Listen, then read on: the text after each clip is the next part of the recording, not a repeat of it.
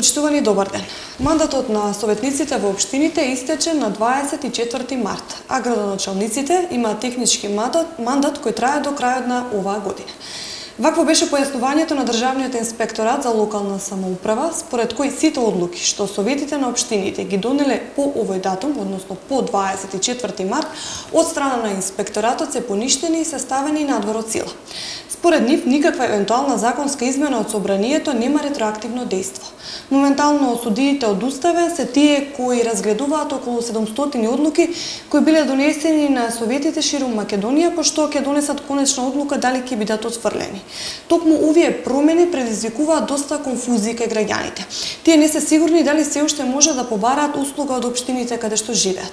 За функционирањето на општините по престанокот на мандатот на градоначалниците и по престанокот на мандатот на советите, во ово отворено студио разговарам со градоначалникот на општина Босилово, господинот Љупчо Колев. Господине Колев, добар ден и добре дојдовте во отвореното студио. Добар ден и добро ве најдов и поздрав до гледачите на вашата телевизија и на оваа емисија. Така. На почетокот да им ги разјасниме сите дилеми. На граѓаните има различни толкувања и читања на законот. Едно кажува Државниот инспекторат за локална самоуправа, друго Министерството за локална самоуправа. Вие како прв човек на општината, кои ингеренции ги имате сега во ваква една ситуација во државата?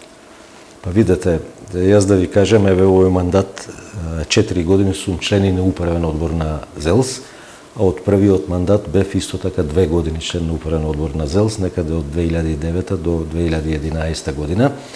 И овие денови ЗЕЛС, управниот одбор на ЗЕЛС беше во постојано заседавање, значи имавме неколку седници. Исто така и комунициравме и телефонски и електронски, нели со цел да имаме сите градоначалници информации после настанатата ситуација што понатаму. Значи политичката криза во Македонија полека но сигурно ја зафати и локалната самоуправа. Треба да знаеме дека според уставот локалната самоуправа е посебна власт. Значи тоа е посебна власт и локалната самоуправа исто така според уставот е право на граѓаните на Република Македонија. И затоа најдобра варијанта ќе беше, значи локалните избори да се одржат на 7 или на 15 мај, онака како што е предвидено со изборниот законник. Инаку да кажам за изборниот законник дека првично тој е донесен некаде во 2004 година, нели после територијалната поделба.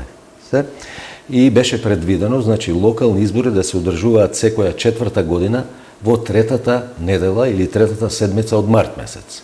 Во 2014 година е направена измена во изборниот законник, во кој тој термин се променува и сега дословно гласи дека локални избори за избор на советници во советите и за градоначалници во сите општини се одржуваат во втората половина на мај месец.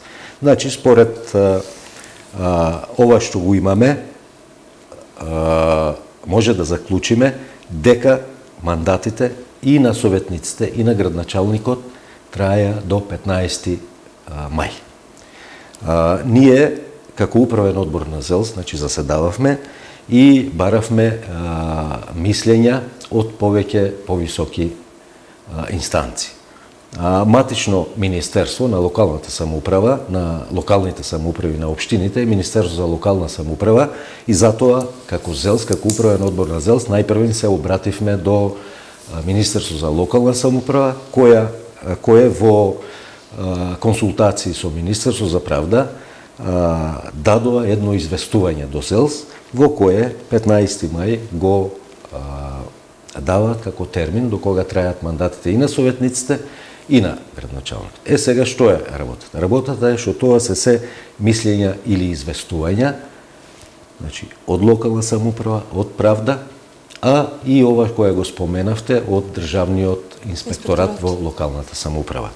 Значи тоа не се институции кои треба да ги толкуваат законите. И затоа тие не даваат толкување, туку даваат свое мислење, укажување или известување.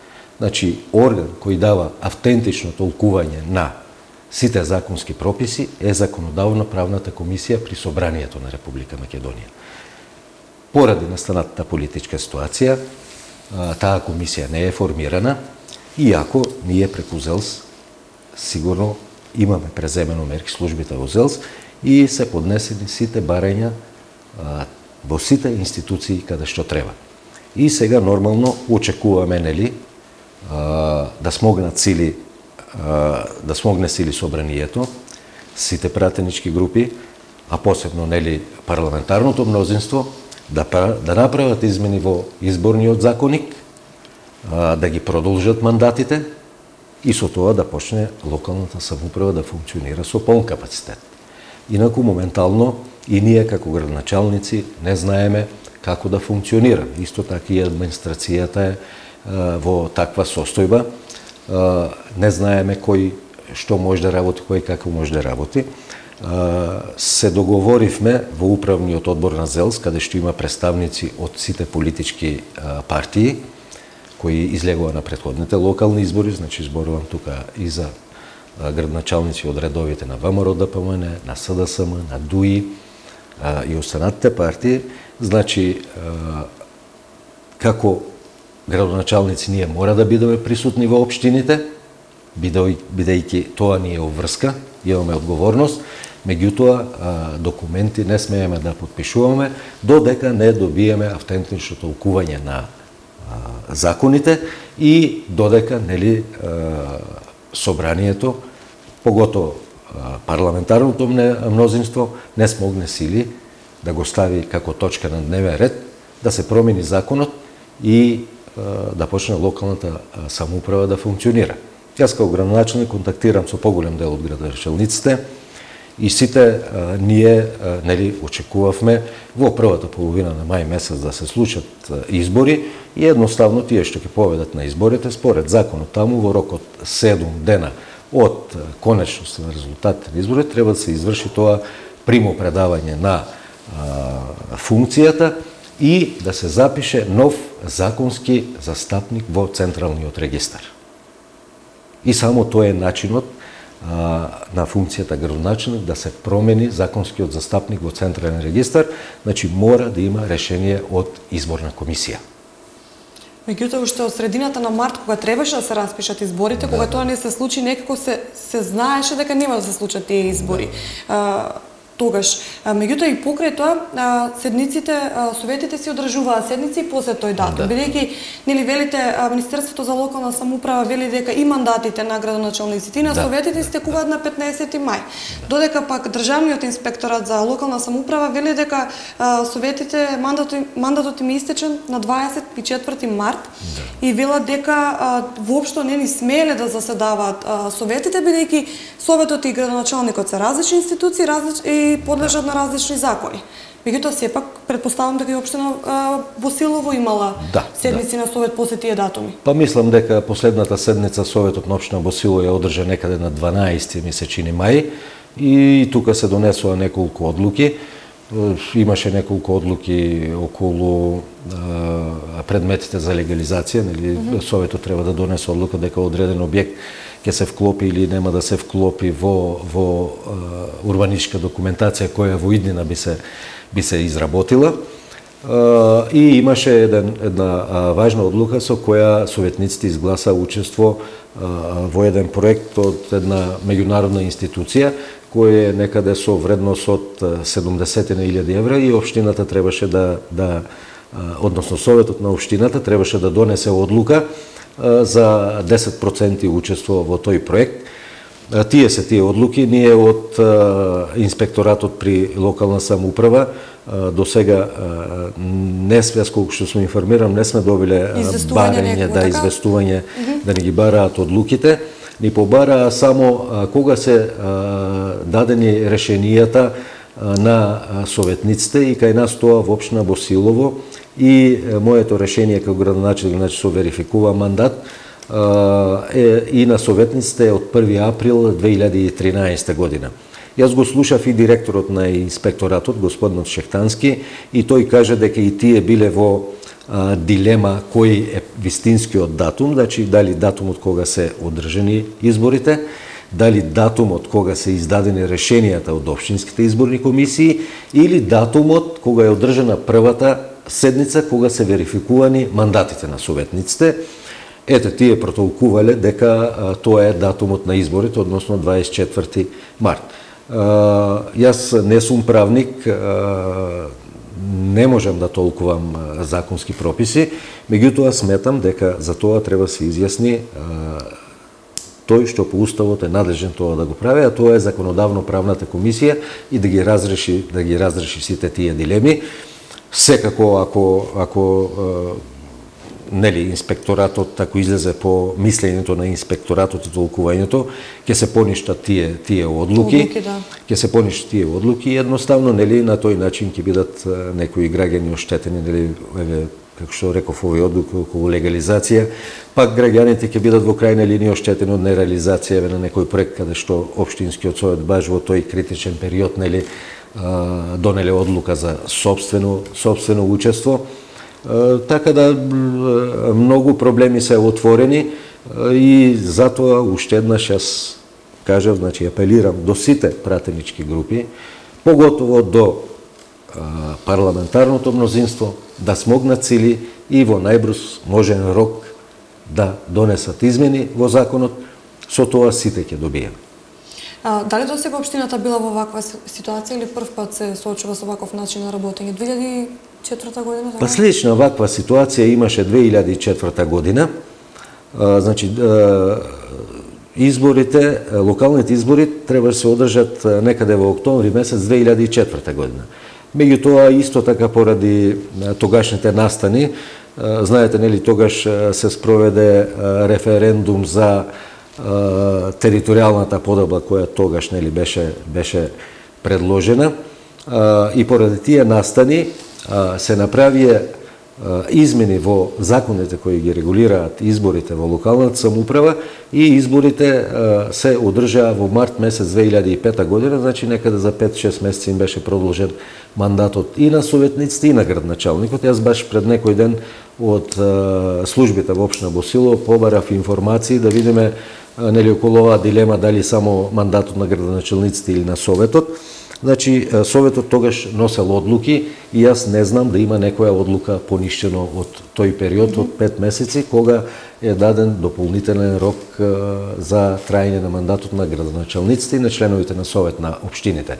Па мислам дека треба и тоа искуство да се искористи, да се видат, нормално нели ние имаме институции, треба да видат како тогаш се направени тие измени, како тогаш функционирале советите, важеле, не важеле одлуките. Јас немам информација дека има поништени одлуки кои се донесени во тој период.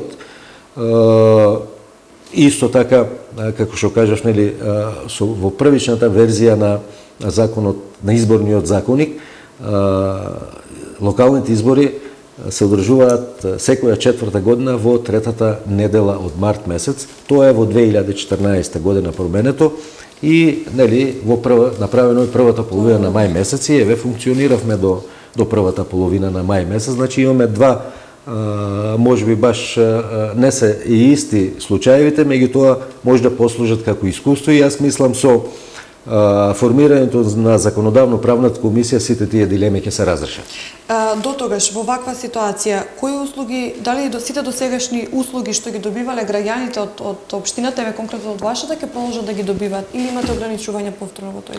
Значи ние во моментов имаме тотално ограничување, значи не можеме да испорачаме никакви услуги на граѓаните, она што значи работење на самата општинска администрација, значи комуналните предпријатија функционираат, образованието функционира, меѓутоа роковите минат. Значи локалната самоуправа е специфична,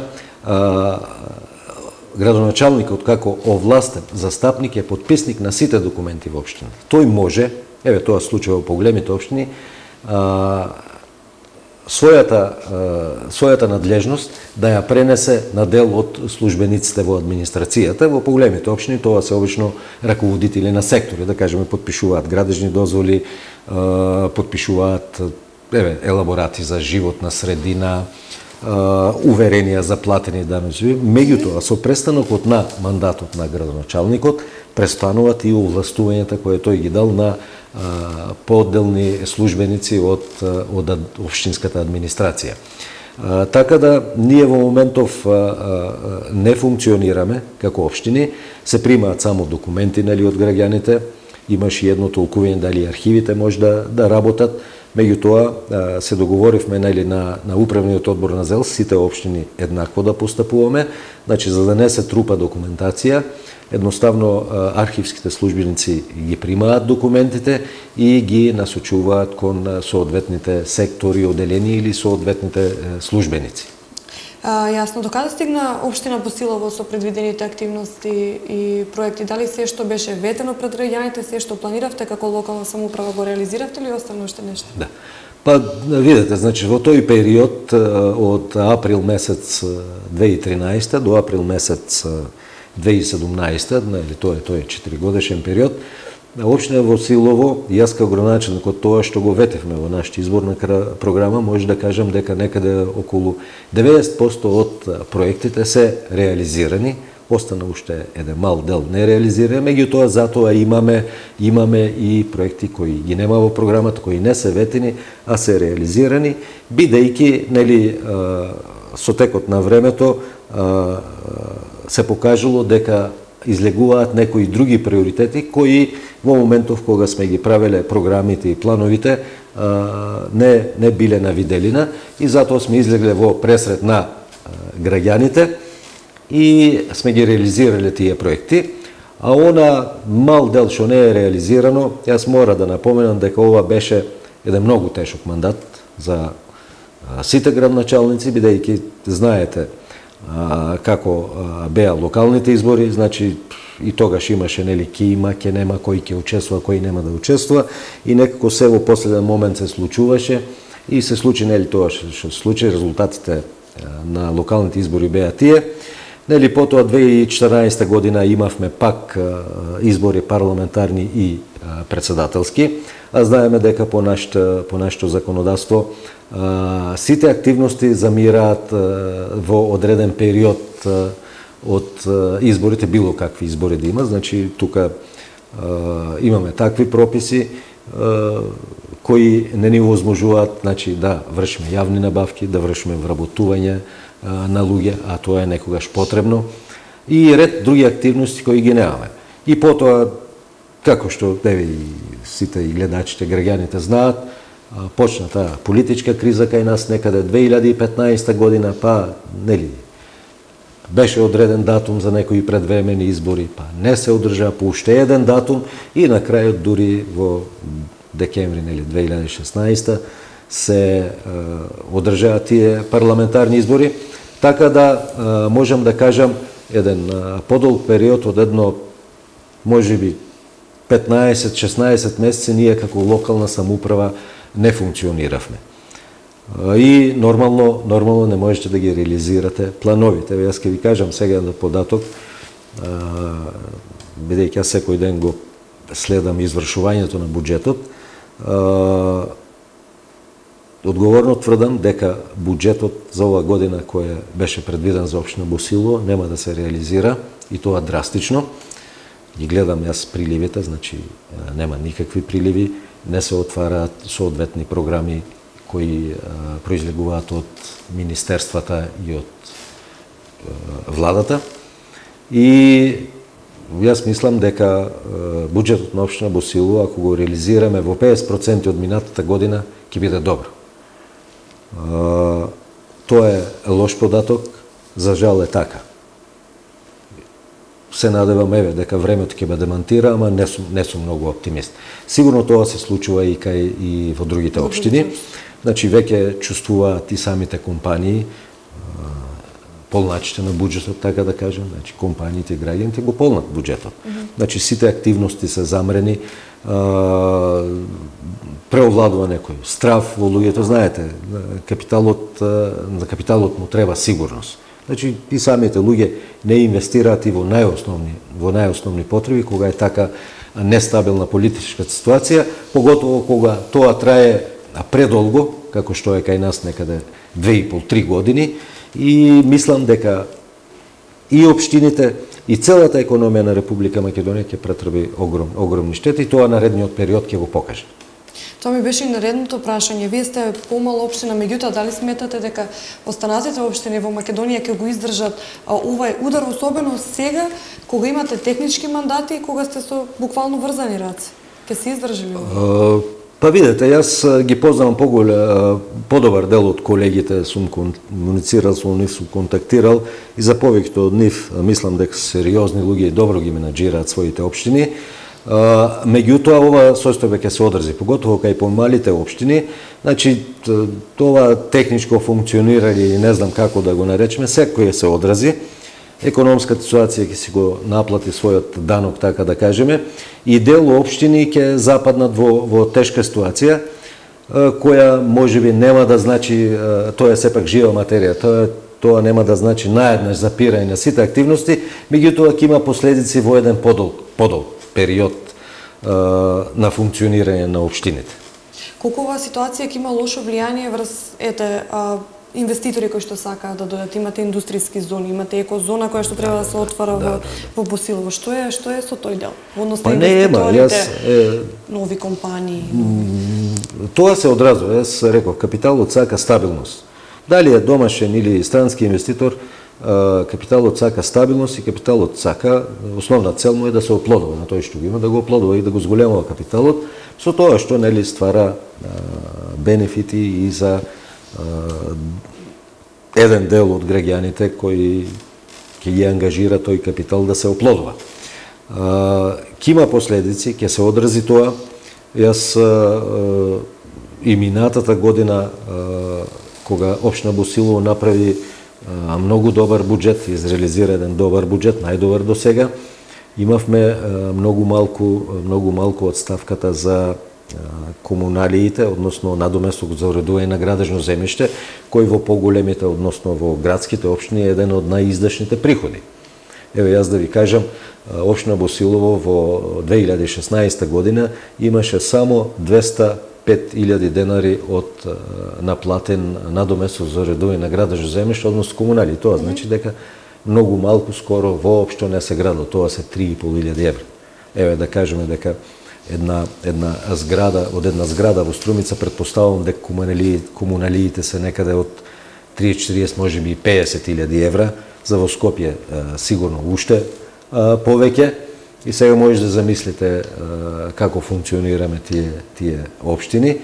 Јас многу пати сум рекол, значи ние секој пат сме општини кои можеби најбрзо се прилагодуваме, настојуваме да бидеме покреативни, поинвентивни, ги следиме сите програми кои ги даваат министерствата и некои странски агенции, развојни или фондови, како што се ИПА фондовите, настојуваме од тука да го надоместиме тоа што го немаме и како можност од приходи што градските и големите општини ги ствараат.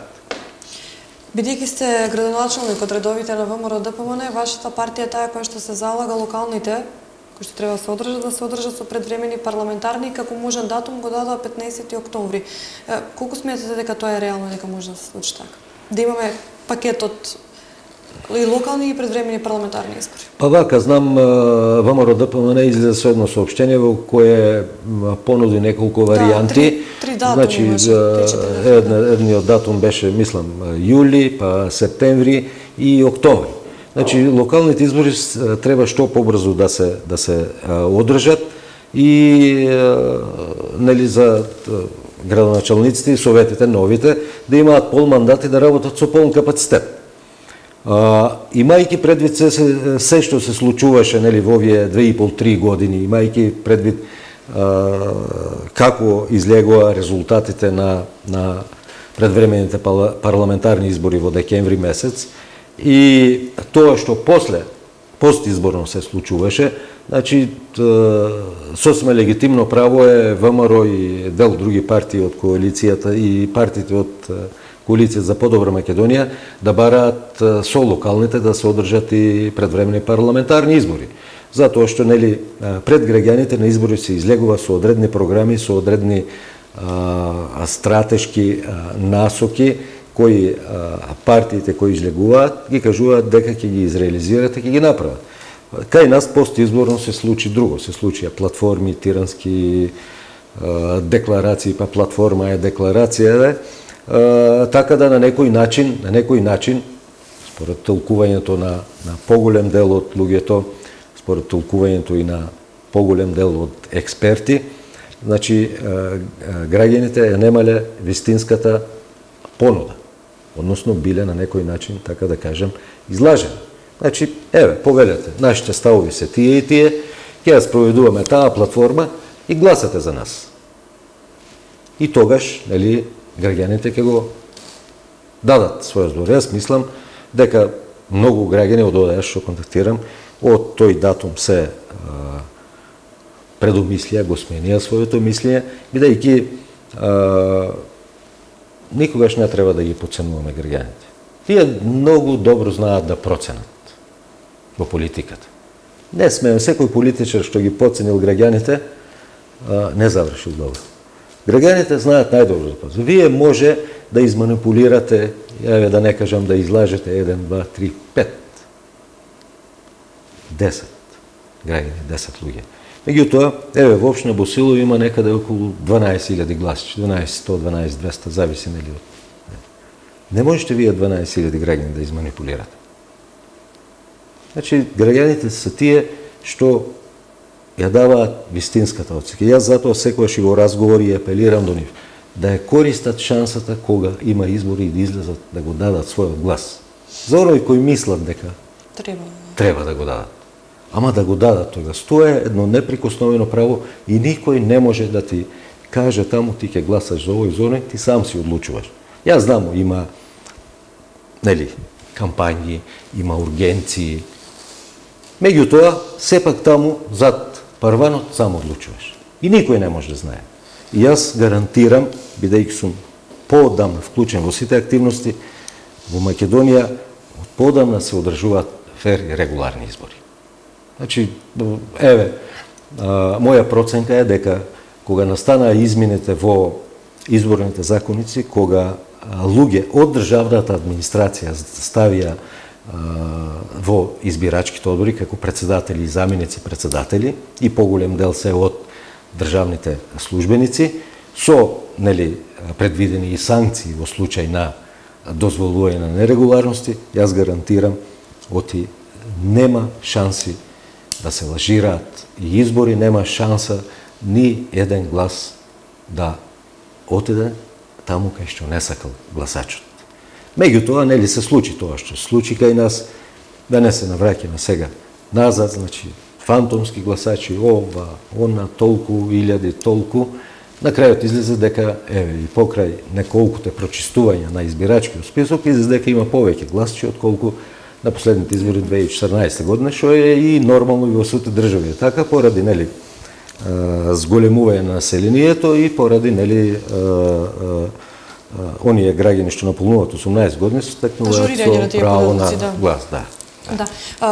Тука во овој дел ќе се надоврзам на последната анкета на ИРИ, која што неодамно беше објавена, која говори дека на следните локални избори, зборувам сега за ВМРО ДПМН, бидејќи вие сте градоначалник на таа партија, би гласале 27% од граѓаните, потоа следуваат СДСМ, па албанските партии. Дали вие во ВМРО ДПМН се подготвувате за локални избори?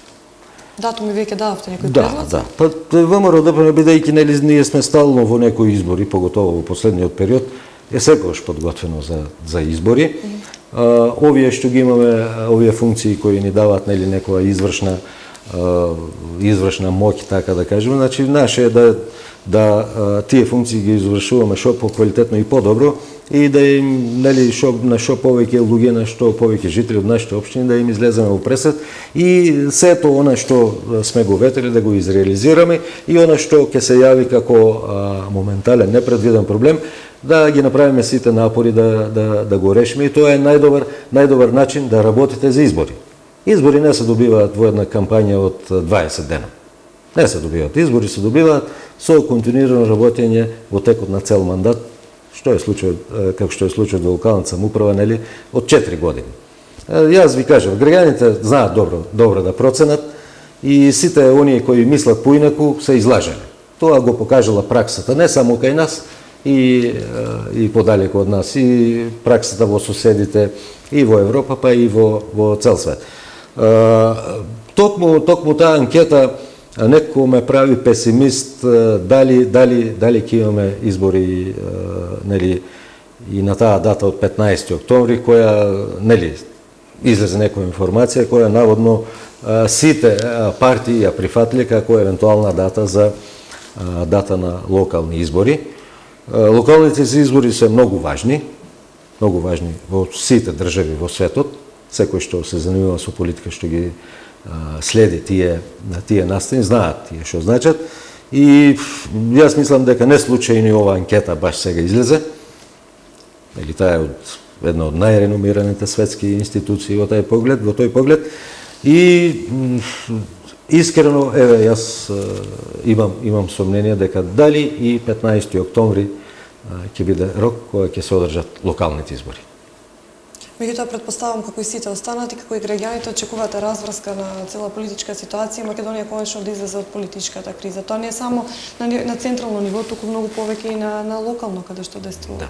Па за жал, нели, таа криза, политичка криза од централно ниво метастазираше некако и ја запати и локалната самоуправа. Јас на почетокот реков, значи по уставот локалната самоуправа е посебна власт.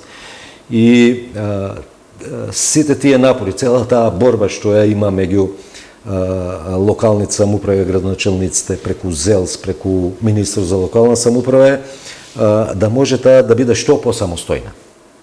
Затоа беа и измените кај нас во законите, нели, децентрализацијата која почна да се спроведува некаде 2005 година и која понатаму треба да продолжи. Децентрализацијата и нејзиниот квалитет зависат од финансиските средства кои ги имаат општините и затоа општините преку ЗЕЛ се борат со централните власти, нели, поголем дел од тие средства да влегуваат во општините. И тоа е, мислам, иднина на една мала држава како Македонија. Јас многу пати сум спомнал, тоа сум го кажувал и на повисоки инстанции, ние треба да земаме пример од некои држави кои тоа го имаат многу добро, многу елегантно, така да кажем, направено. Една од таквите држави ни е Словенија, со која бевме, нели, допред неколку децении во иста заедница, меѓутоа која е далеку напред, понапред од нас во многу процеси. Тоа е една држава која е пред известен период, прочитав некоја информација, е прогласена за држава со најизбалансиран одржлив развој. Јас знам за таму, бидејќи сум бил и на студиски патување како градоначелник во Словенија, значи таму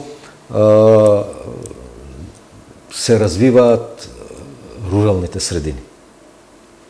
Градските средини, урбаните средини не растат со тој интензитет како кај нас и кај голем дел од источно европските држави. Значи Словенија е еден исклучителен пример, каде што во руралните средини се створени одлични услови за живот и таму луѓето повеќе сакаат да живеат на село отколку во голем град.